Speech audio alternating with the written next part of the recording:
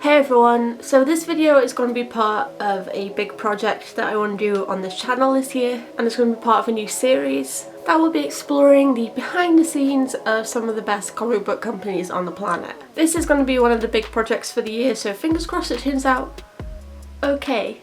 That's all we can hope for. First up on the cards we have the amazing Marvel Comics. Originally founded in 1939 by businessman Martin Goodman, who was a well-known publisher best known for his Western pulp magazine called the Western Super Novel magazine that was published in 1933. I really like the title of that pulp comic, straight to the point.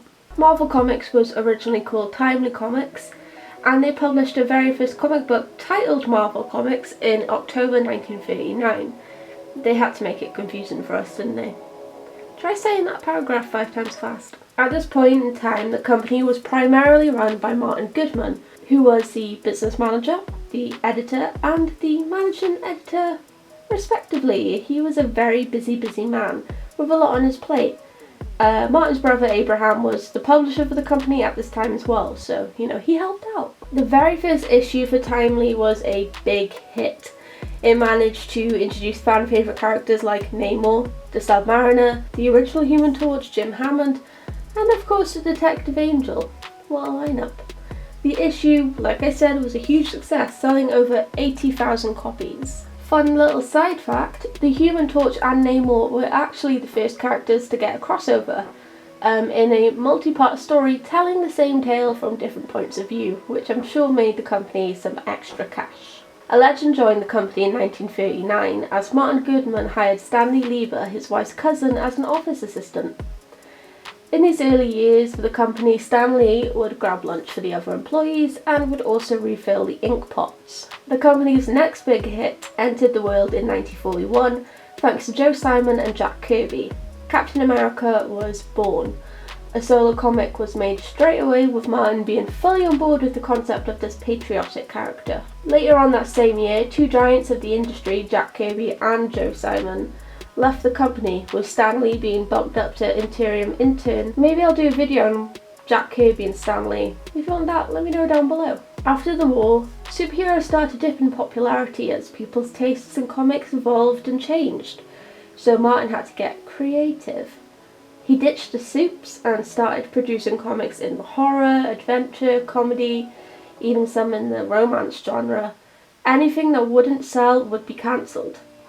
He was trying to cast a wider net onto his customer base, and I don't blame him. It's a smart move. He was a businessman after all. In 1951, Goodman started distributing comics under the name Atlas, which is such a cool name. Why did they change that? Martin was a businessman who took advantage of the rise and fall of trends.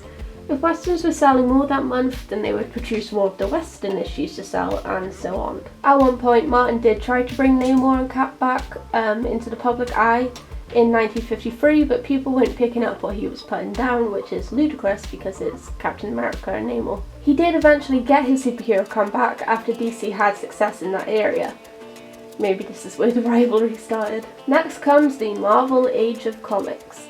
One of the first comics published under the new company name of Marvel was Journey into Mystery 69, originally published in 1961. Following that, we have the introduction of Marvel's first family and the company's very first superhero team, the Fantastic Four. This ushered in a new wave of complicated characters.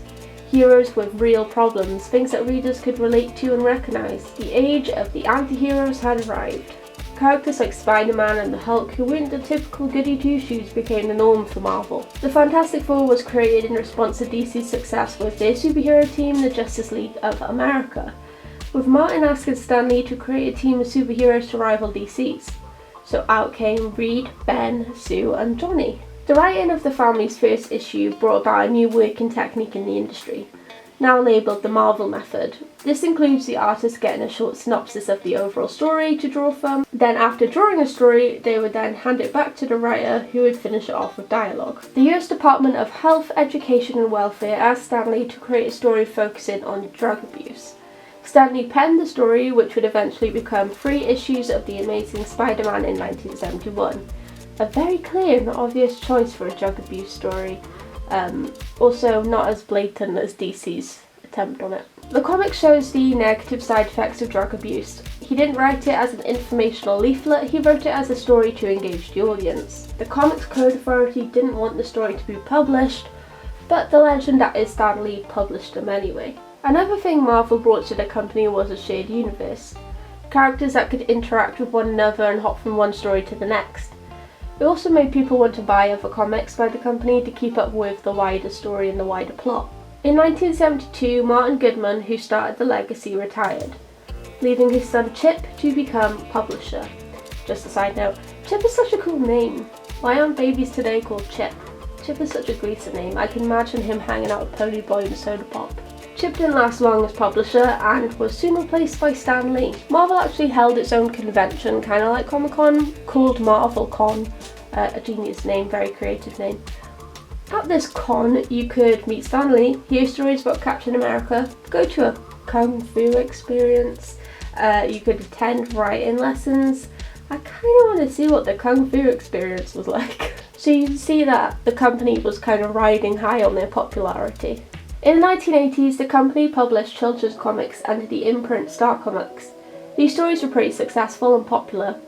Children's stories are easy to produce and make, and this line would eventually introduce the icon that is Spider-Ham to the world. The icon. The 90s saw multiple artists leave the company to create their own company, which would be Image Comics. Stay tuned for that video. These artists included such talents as Rob Liefeld and Todd McFarlane. Hey. The high times didn't last forever though, as in 1996 the company filed for bankruptcy. Sales dropped massively by 40%, leading to the company to file. In 1997, Marvel was bought from the bank by fellow company Toy Biz, who merged the two together. There's actually a pretty famous speech foreshadowing Marvel's fall in sales, and it was a speech given by Neil Gaiman, which is just like super weird. So the speech goes, "You can sell lots of comics to the same person, especially if you tell them that they are investing money for high guaranteed returns. But you're selling bubbles and tulips, and one day the bubble will burst and the tulips will rot in the warehouse." Maybe Gaiman is a psychic, or just smart. Let's just go with the latter. In 2001, Marvel created their own comic rating system, leaving the Comics Code Authority in the dust. The company's money situation still wasn't amazing, so to earn some much needed cash, they started a boot sale. No, they actually sold off the rights to some of its biggest characters to movie studios, kind of like a boot sale. They sold the rights to Spider-Man, Blade, Fantastic Four, X-Men and more. These studios started making movies of the Marvel characters. Films such as Men in Black and Blade made a huge impact on the box office and a huge impact on the future of Marvel movies and super movies in general.